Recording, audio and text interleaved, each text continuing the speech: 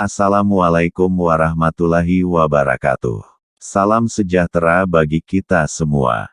Selamat bertemu lagi di Rodeyar Channel.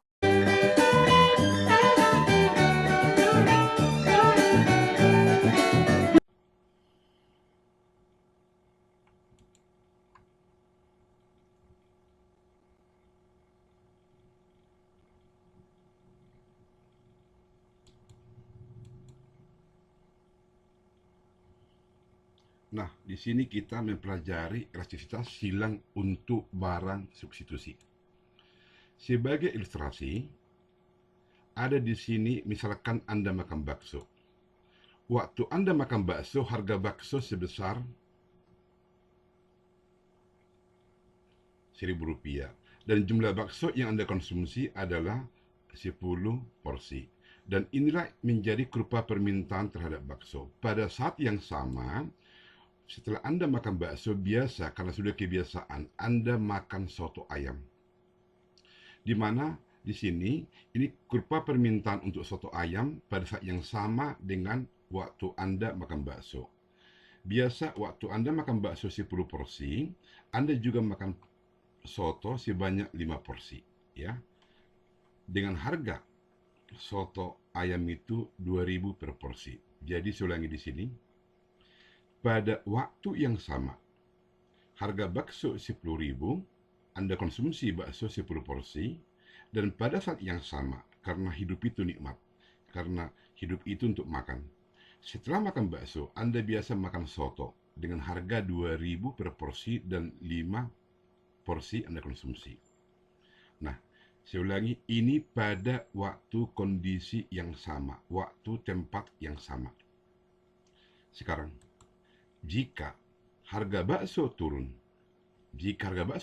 ceteris paribus, pengertian ceteris paribus, faktor lain dianggap tetap. Jika harga bakso ini turun dari 1.000 menjadi 500, maka jumlah bakso yang Anda konsumsi itu otomatis sesuai dengan hukum permintaan akan naik dari 10 menjadi 20. Jadi jumlah bakso yang Anda konsumsi sekarang itu sebanyak 20. Akibat jumlah bakso yang Anda konsumsi semakin naik karena harga bakso yang turun, maka kembali tadi saya ingatkan, ini pada waktu hari yang sama. Otomatis jumlah soto yang Anda konsumsi bertambah atau berkurang? Ya, pasti berkurang karena jumlah bakso sudah naik. Pertanyaan, jumlah soto yang Anda beli berkurang apakah karena harga soto yang turun? Ya, betul tidak, tapi karena harga bakso yang turun. Sehingga akibat harga bakso turun mengakibatkan jumlah soto yang Anda beli berkurang dari 5 menjadi 3. Saya ulangi, jumlah soto yang Anda beli turun ini bukan karena harga soto yang turun, tapi karena harga bakso yang turun. Maka dengan demikian, kurva permintaan untuk soto bergeser, bukan bergerak, dari D1 menjadi D2. Jadi, turun dari 5 porsi bakso menjadi turun dari 5 porsi soto menjadi 3 porsi. Jadi kurva permintaan bergeser dari D1 ke D2. Dan di sini tolong perhatikan, jumlah bakso yang berubah adalah 10. Dari 10 ke 20 naik ya. Sementara jumlah perubahan harga bakso berkurang dari 1.000 menjadi 500, maka ini tanda minus. Tolong saya ulangi, ini tanda minus ini menunjukkan harga bakso itu turun, berkurang. Ini positif 10 dari 10 ke 20. Dan harga bakso mula-mula sebesar Rp1.000 dan jumlah soto mula-mula sebanyak 5. Dari informasi data ini, maka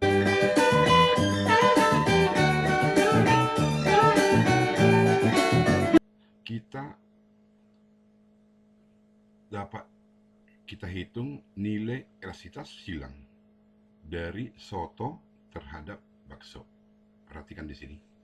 Dari gambar di atas, ada perubahan jumlah soto sebagai akibat ada perubahan harga bakso. Maka, hal ini disebut dengan elastisitas silang soto terhadap bakso. Dan ditulis elastisitas silang soto terhadap bakso. Saya ulangi, unsur pertama ini yaitu soto. Ini sebagai akibat, ya. Jumlahnya berubah. Penyebabnya apa? Harga bakso. Jadi ini unsur pertama, ini unsur yang kedua. Unsur pertama ini sebagai akibat, unsur kedua sebagai penyebab. Maka dengan demikian, elastisitas silang soto terhadap bakso itu sama dengan diferensial jumlah soto terhadap diferensial harga bakso dikali harga bakso dibagi dengan jumlah soto. Maka dengan demikian, nilai elastisitas silang soto terhadap bakso, di mana S ini saya ulangi menunjukkan perubahan jumlah soto. Ini sebagai akibat. Jumlah soto ini sebagai akibat. Penyebabnya apa? Yaitu perubahan harga bakso. Ini sebagai penyebab. Maka ini dicari sebagai berikut. Elastisitas silang soto terhadap bakso itu sama dengan diferensial jumlah soto terhadap diferensial harga bakso dikali harga bakso dibagi jumlah soto. Sementara yang ini didapat perubahannya, ini menunjukkan diferensial perubahan soto, atau itu sama dengan perubahan jumlah soto dari 5 ke 3. Berarti ada berubah sebanyak berkurang min 2. Saya ulangi, diferensial jumlah soto ini menunjukkan perubahan jumlah soto dari 5 ke 2. Berarti dari 5 ke 3. Maka terjadi perubahan sebanyak 2. Karena berkurang dia, maka di sini tanda minus. Diferensial perubahan harga ini menunjukkan perubahan harga bakso dari 1000 menjadi 500 turun. Maka ini menjadi negatif. Dikali harga bakso mula-mula 1000, jumlah soto mula-mula 5. Dikalikan ini semua, ini sama ini negatif menjadi plus, sehingga hasil bagi ini menjadi 0,8. Sebagai catatan, jika elastisitas silang antara barang A dan B memiliki nilai positif, maka hubungan kedua barang A dan B dikatakan barang substitusi. Jadi, dari kasus ini, antara soto dan bakso memiliki nilai elastisitas silang 0,8 yaitu positif. Berarti antara soto dan bakso adalah barang substitusi. Yang dimaksud dengan barang substitusi, kedua barang itu dapat saling menggantikan. Jadi jika tidak ada bakso, dapat digantikan fungsinya oleh soto. Jika soto tidak ada, fungsinya dapat digantikan oleh bakso. Itulah contoh barang substitusi, barang yang dapat saling menggantikan. Jika elastisitas silang antara A dan B negatif, maka hubungan antara barang A dan B adalah barang komplementer. Sekian dan terima kasih.